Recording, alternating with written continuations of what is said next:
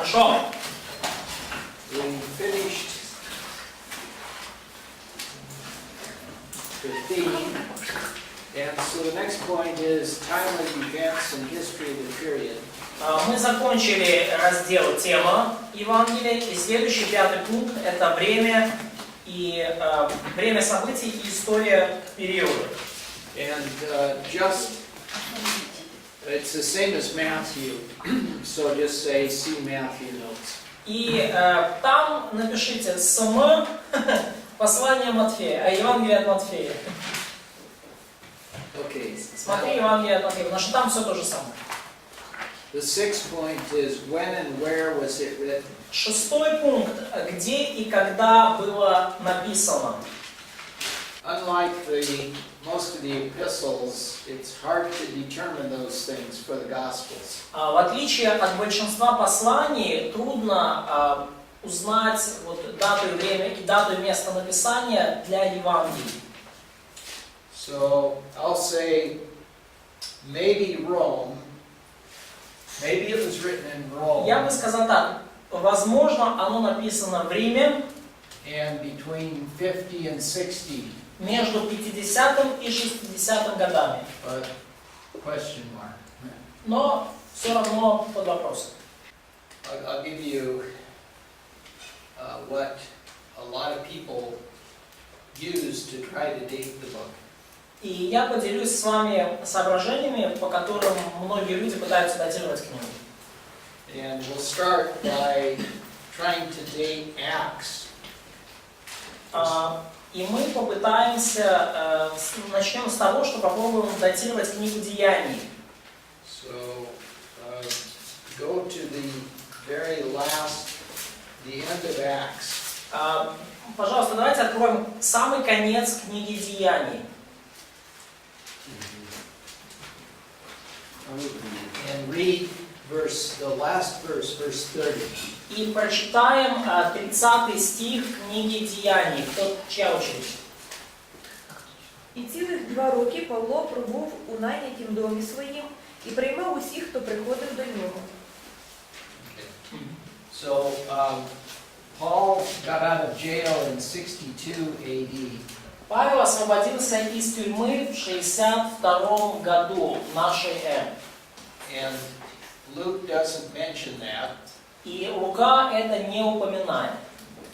So it's probable that Acts was written sometime between 60, but probably finished close to 62. И потому крайне вероятно, что книга Луки написана между 60-м и что уж точно, что закончена она где-то в 62 году. And we know that Luke, Книга Деяний, я прошу прощения. Деяний. we know that Luke is the first volume of the 2-volume set, Luke and Acts. И мы знаем, что Евангелие от Луки это первый том двухтомника. Евангелие от Луки и Деяний. And so Luke would have been written before this. И Евангелие от Луки написано до этого времени. And these are all maybes. И все это, конечно, может быть. Maybe somewhere in this period. Но, скорее всего, вероятно, где-то в этот период. 58-60 год. Евангелие от Луки, потом после него Деяния. My pastor at home has been teaching on the book of Luke all year. Мой пастор в церкви, в моей церкви дома, где он по книге Луки проповедовал, через книгу Луки проповедовал целый год. And his opinion is that Theophilus, whom Luke addresses his books to, is a lawyer. И его предположение, что вот Феофил, которому евангелист Лука пишет свое Евангелие, он юрист. My pastor believes that both the books of Luke and Acts are a formal deposition to present, to defend Paul in court. И мой пастор дома, он считает, что как книга Евангелия от Луки, так и книга Деяний это письменное показание для того, чтобы защитить апостола Павла перед римским судом. So Luke's writing this to Theophilus so that he in turn can defend Paul in court. Да, то есть Лука пишет всю вот эту информацию для Феофила, чтобы Феофил мог перед судом римским защищать апостола Павла с фактами в руках. То есть это слово это письменное показание под присягой. Anyway, so he looks at these two books as being papers that would be of value to everybody, but of particular value to Paul as he's trying to defend himself. То есть он смотрит на вот эту вот, на этот двухтомник Евангелия от Луки и Деяний, как на цельный документ, который ценный для всех, но в первую очередь для человека, который будет защищать Феофила перед Феофила, который будет защищать апостола Павла перед римским судом. Now, I don't think we can prove this, but a lot of the early church fathers say that when Luke was writing his book of Luke, he used the book of Mark as one of the written works, as one of the sources of what he was writing. Навряд ли мы что-то можем к этому добавить, но многие исследователи в ранней церкви считали, что когда Лука писал свое Евангелие, он использовал Евангелие от Марка как один из своих письменных источников. So that's how you would get to a date somewhere here. И вот почему мы приходим вот к дате, которую мы написали изначально. That's not very definitive, is it? Это не слишком так уж конкретно и определенно. Да? We don't have good evidence of when Mark was written. Но у нас нету ясных свидетельств того, когда Марк написал свое Евангелие. You can read a lot about when it was written and where it was written. Вы можете много прочитать на тему того, где и когда Евангелие было написано. But my personal interest is not in conjecture, but rather in biblical truth. Но мой личный интерес не в том, чтобы как-то делать какие-то предположения, но в том, чтобы держаться библейской истины. So I don't see much value in bringing to you a bunch of conjecture.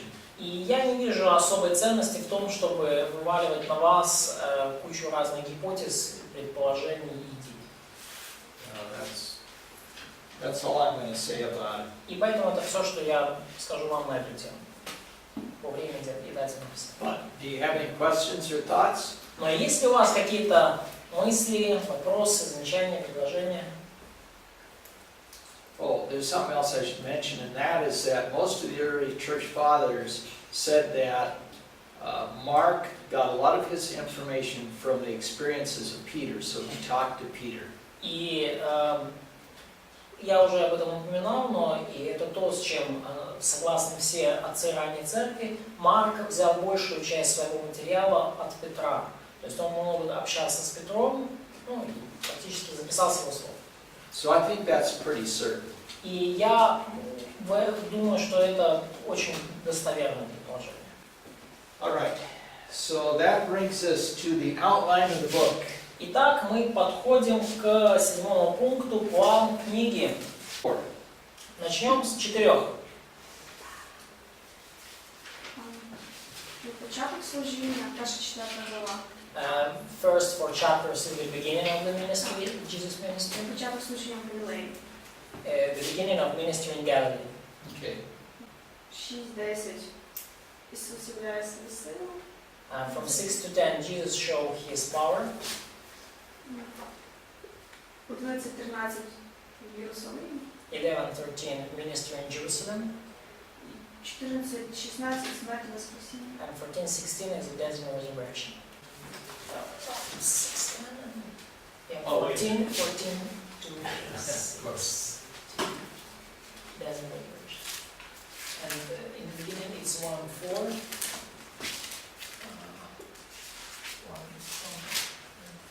1 to 4. Да, перше 1-4, а друге 5-10. 1 to 4 and 5 to 10. Oh. Okay. Got it. Okay. And so again, the title for this one is Beginning of Jesus' ministry in Galilee. okay. Jesus shows his power. Okay. His какой 11? His ministry in Jerusalem Okay. and his death and resurrection. Okay.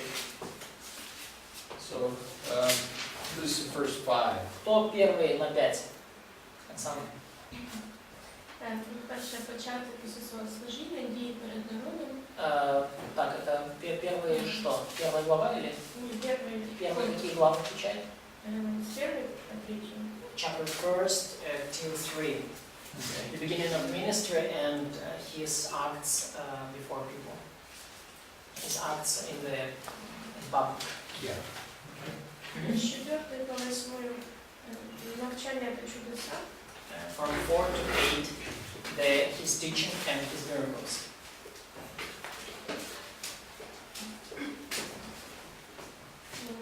9-10 дорога до Єрусалиму. 9 to 10, road to Jerusalem.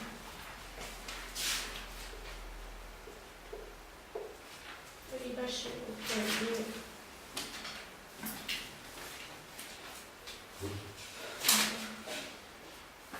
Потім з 11 по 13 діяльність у Єрусалимі. 11-13 is also in Jerusalem.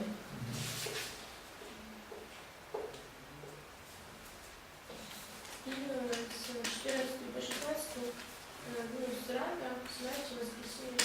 In 14 is till 16 is the betrayal, the death and resurrection. Зрада, да? Зрада, да?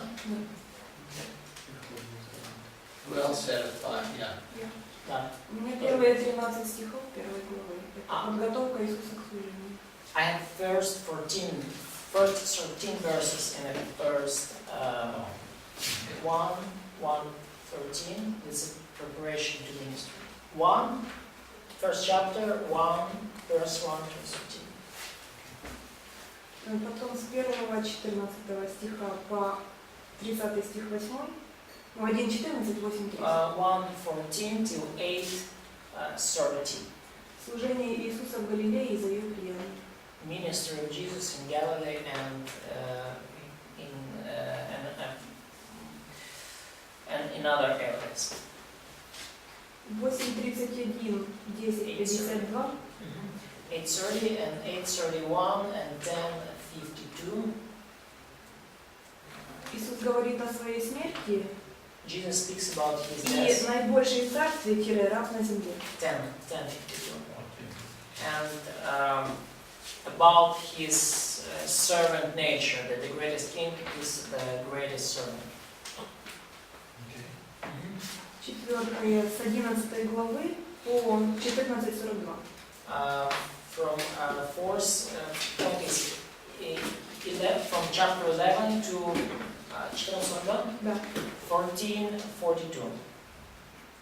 Въезд Иисуса в Иерусалим, It's Jesus coming into Jerusalem, подготовка к искупительному служению. and his preparation to his redeeming ministry. И пятое And 14:43-16. 14:43 till chapter 16. Смерть, воскресение, вознесение. Death, resurrection, and his coming to heaven. And, Вот.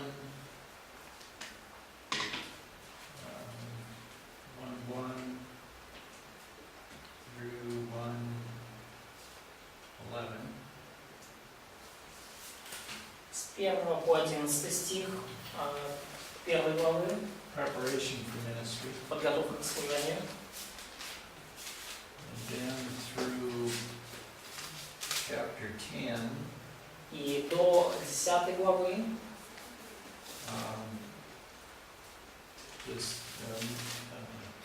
the servant ministers to men. servant ministers. To men.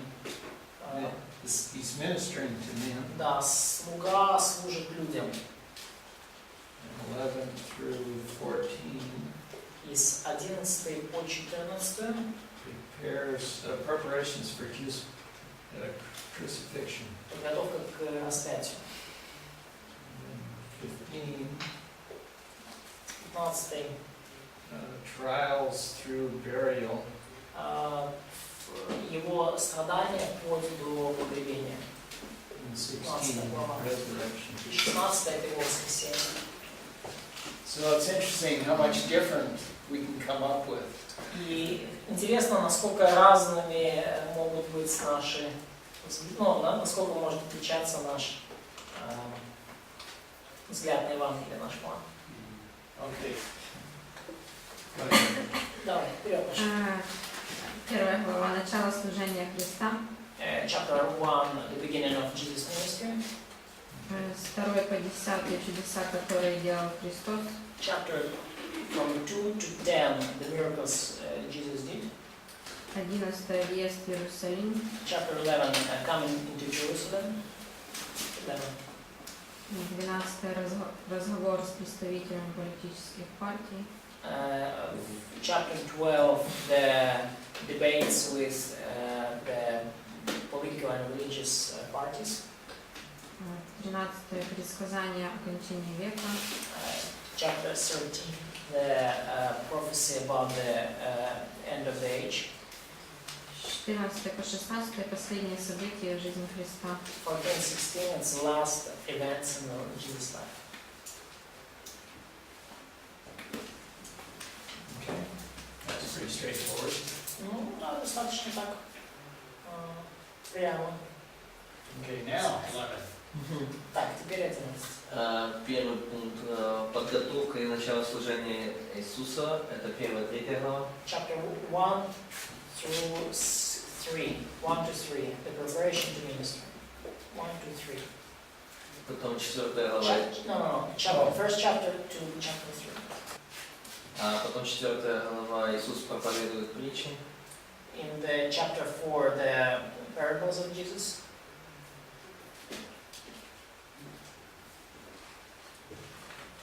Дальше. С 5 по 8 чудеса Иисуса. Chapter 5 to 8, the miracles of Jesus.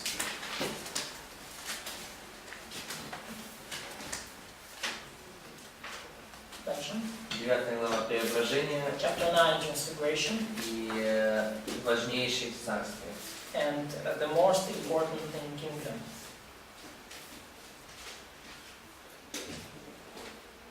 Mhm. 10 глава. Иисус благословляет детей и учит служить, а не господствовать. Chapter 10, Jesus blesses the kids and teach them how to serve and not to take advantage. And not to rule. Да, дальше. Можешь говорить быстрее. Хорошо. Въезд в Иерусалим, 11 глава. 11, coming into Jerusalem. 12 глава, главная заповедь. 12, the most important commandment. 13 глава говорит о будущем. Chapter 13, he speaks about the future. 14 глава последний ужин и предательство Иисуса. Chapter 14, the Last Supper and the betrayal of Jesus. 15 распятие. Chapter 15 is a crucifixion. 16 воскресение Chapter 16 is the resurrection. и великое поручение. And the Great Commission.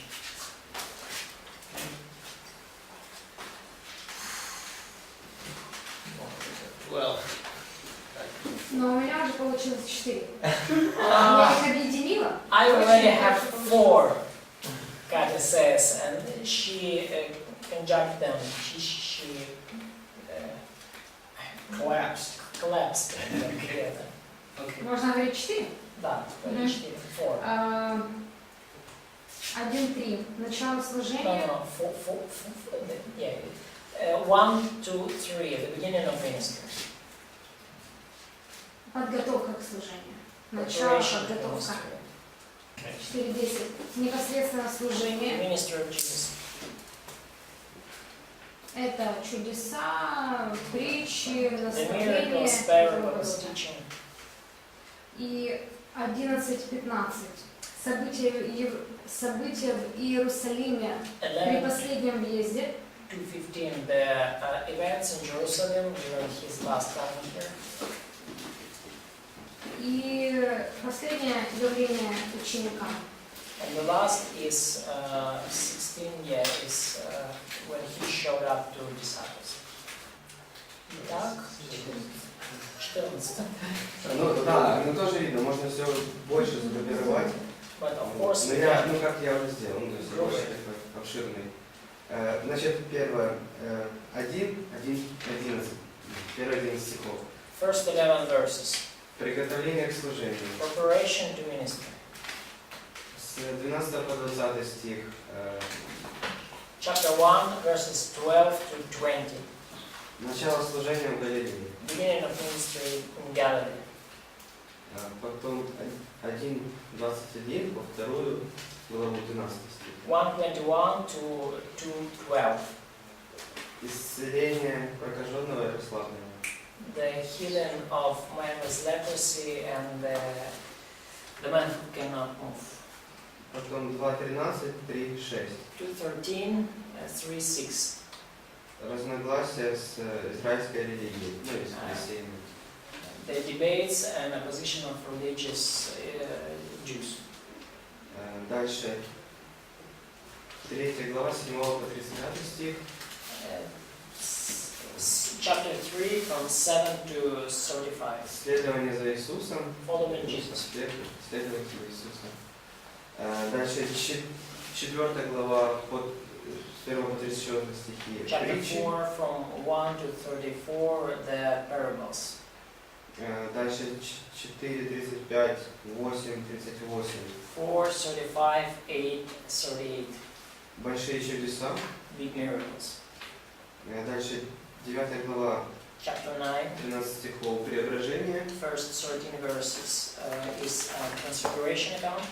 Дальше 9:14, 10:52. Поучение Иисуса. 9:14, 10:52, the teaching of Jesus.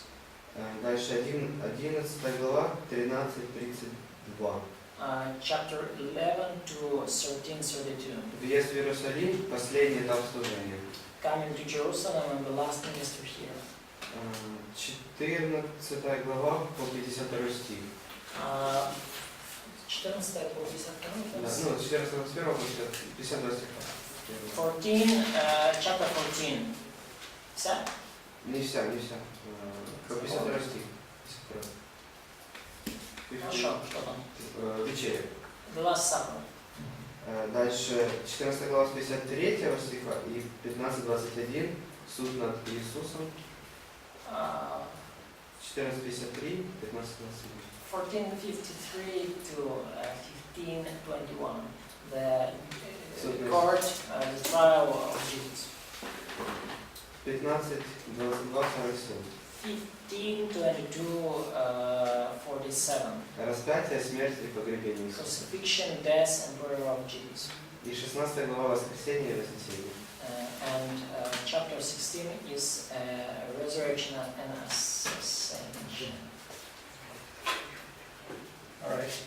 Хорошо. Yeah, we don't see long sermons. Мы не видим там длинных проповедей. I think the only one is chapter 13. И я думаю, что единственная длинная проповедь там 13 глава. A lot of deeds, a lot of action. Очень много дел, очень много действия. He has a way of combining things, so he'll. И Марк объединяет определенным образом события. He seems to take. He's not so interested in a chronological order of these events as much as just putting them in an order that shows how Jesus is servant and is serving man. Он не настолько, похоже, заинтересован в хронологической точности событий, чтобы они следовали в хронологической последовательности, но в том, чтобы объединить их определенным образом и показать то, как Иисус является слугой, и как Он служит людям. All right. So with that, what we'll do is this time we're going to go just kind of page by page through Mark. And you can make whatever comments you want or questions. В этот раз мы также пройдем сейчас Марка страница за страницей, и вы можете делать свои комментарии и замечания. So we'll start with chapter 1. Мы начнем с первой главы.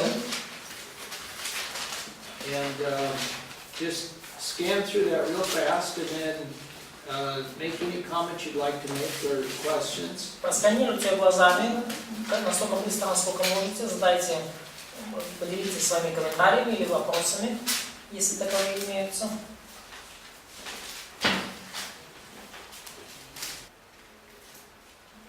The question in chapter 1. Чому Ісус після того, як зцілює людей, говорить їм про це не розголошувати? Why did Jesus told people after healing them that do not tell anyone? Okay. Anybody have thoughts on that? У кого-то есть вопросы на эту тему? He does it quite a few times in this book. Mentions it quite a few times. Ну, в этой книге об этом говорится, не так уж и часто, несколько раз. So I think to summarize this, there's a time for everything. Да, чтобы суммировать, да, время есть для всего. And of course, everyone that's sick wants to be healed. И, конечно же, тот, кто болен, хочет быть исцеленным. And if he had healed as many people as wanted to get healed, he wouldn't have time to do anything else. И если бы он исцелял столько всех людей, кто хотел бы исцелиться, у него бы не осталось времени на то, что было его основной целью, что он хотел больше всего сделать. So he had other things to do than just healing. У него было еще что сделать, много чего помимо исцеления. So now the second question Но второй is, вопрос. why does he sometimes tell them to go out and tell others what they see and hear? Почему же он все же временами говорит людям: идите и расскажите, что вы слышали и видели, что с вами произошло?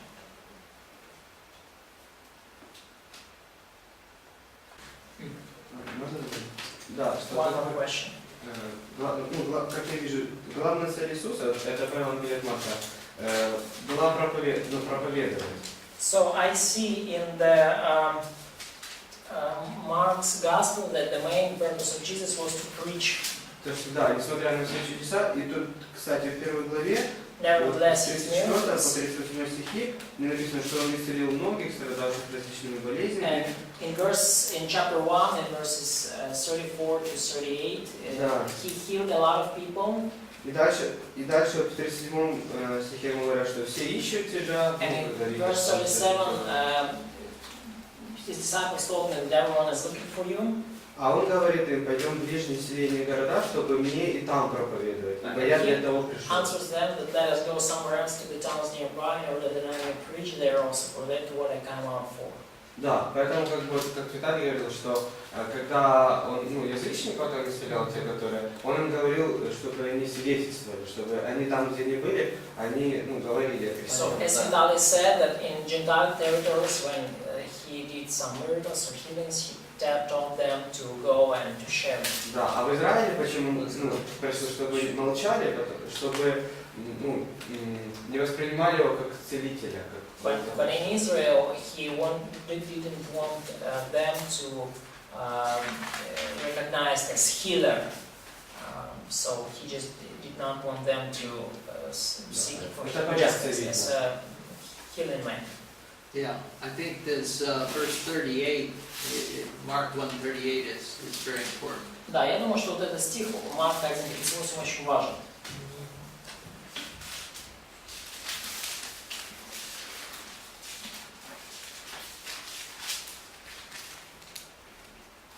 Он говорит им: пойдем в ближние селения, города, чтобы мне и там проповедовать, ибо я для того пришел.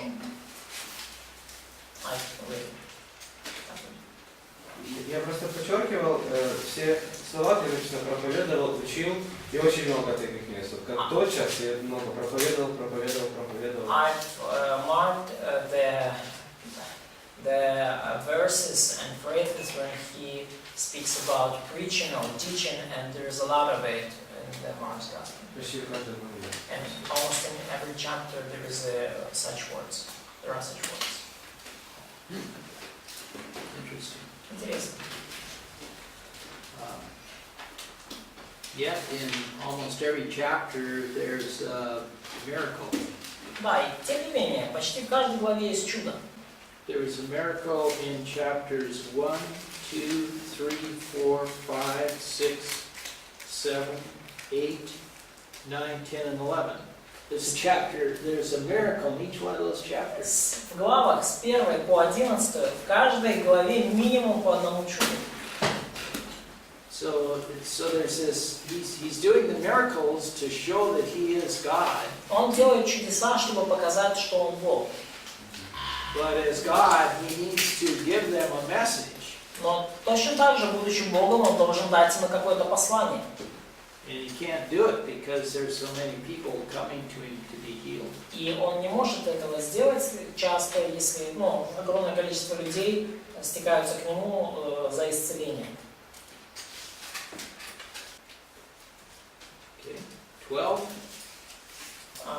Стих, or excuse me, chapter 4. глава 4. There's two here that were not in 12. Let's read them. So read 21 through 24. First chapter, yeah? In chapter 4, 21 through 24. 4 глава, с 21 по 24 стих. Кто прочитает мне? Затем он сказал им: разве для того вносят в дом светильник, чтобы поставить его под горшок или под кровать? Наоборот, его ставят на подсвечник. Нет ничего тайного, что не станет явным, и нет ничего скрытого, что не выйдет наружу. Если кого есть уши, чтобы слышать, пусть слышит. И еще сказал им: будьте внимательны к тому, что вы слышите. Какую меру вы мерите, такой будет мерено и вам, и даже прибавлено. 24. Yeah, so there's the first part here about the lampstand for the lamp, and the basket is similar to the Sermon on the Mount, chapter 5.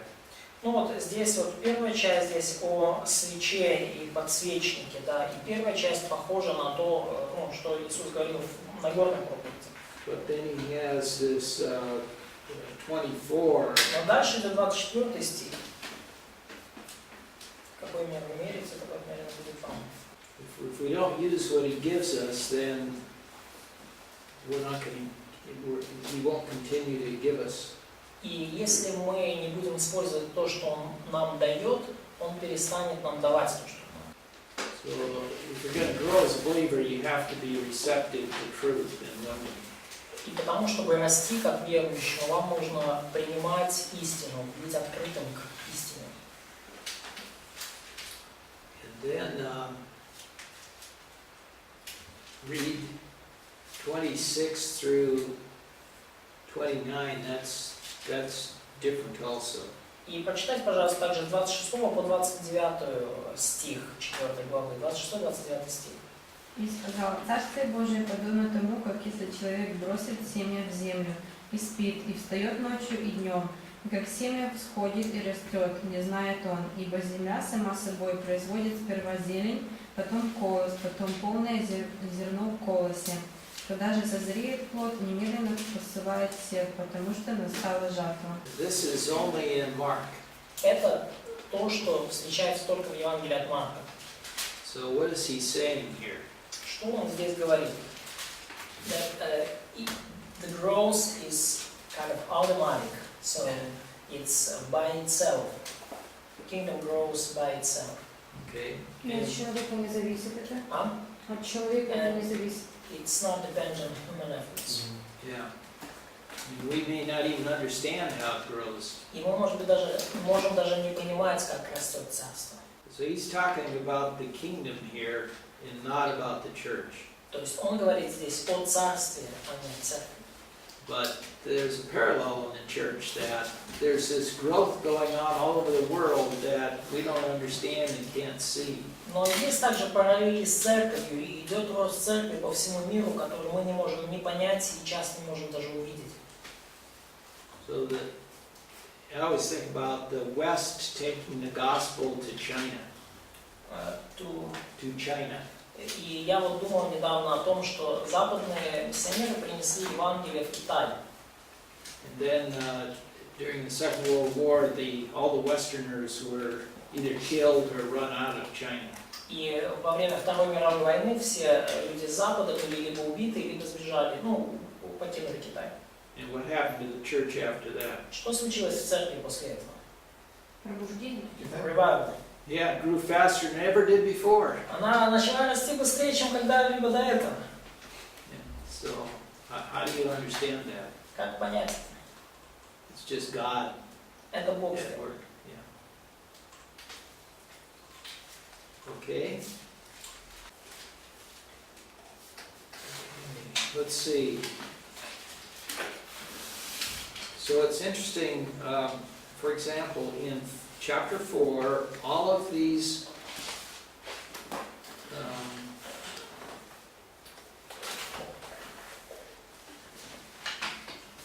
well, all the parables except the two that we read are in Matthew. И очень интересно, что в 4 главе все притчи, кроме тех, которые мы вот две прочитали, они встречаются также в Евангелии от Матфея. But Mark arranges them differently. Но Марк их по-другому группирует, по-другому соединяет. So a good study would be why Mark arranges them in the order that they're in. И интересно было бы изучить, почему Марк объединяет эти притчи таким образом, как он это сделал. But we're not going to do that now. Но мы этого сейчас делать не будем. Okay, chapter 5. Any Глава comments or 5. questions on 5? Комментарии, вопросы по этой главе. И еще такой небольшой вопрос, ну просто прояснить, по поводу, когда девица умерла, девочка, в 39 стихе, Иисус говорит, что она не умерла, но спит. Ну и еще есть такие места, где Иисус говорит, что не умер, Лазарь, да? And also about the verse 39 when Jesus says about the dead girl that she did not die, that she's sleeping, and there's not once there are several else. Может это, ну, или прямо это понимать, или как-то... Should we understand this literally, or it's kind of a rhetorical figure? Why did he speak so? Well,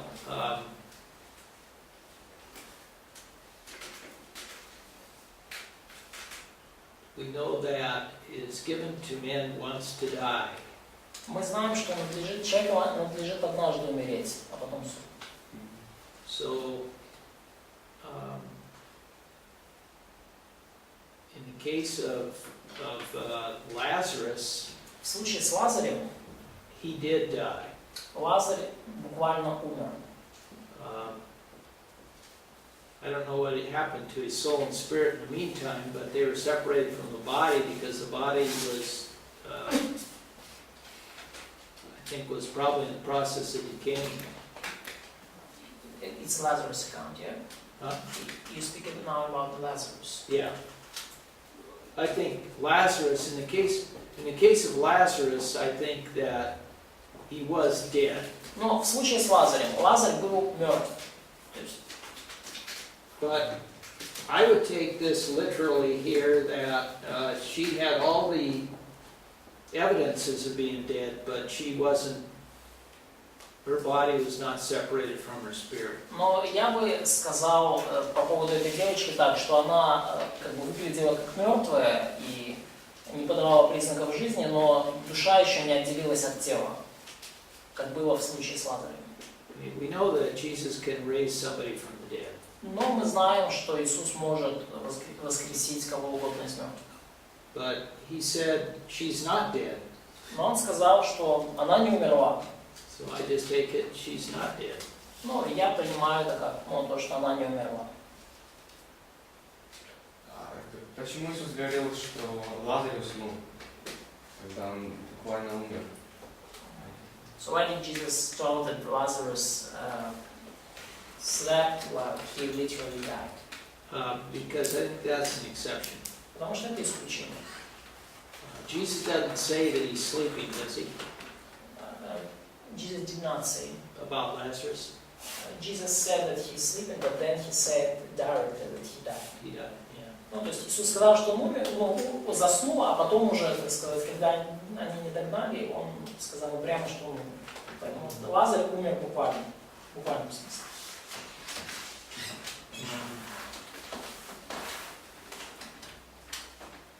So maybe there's a better answer to that.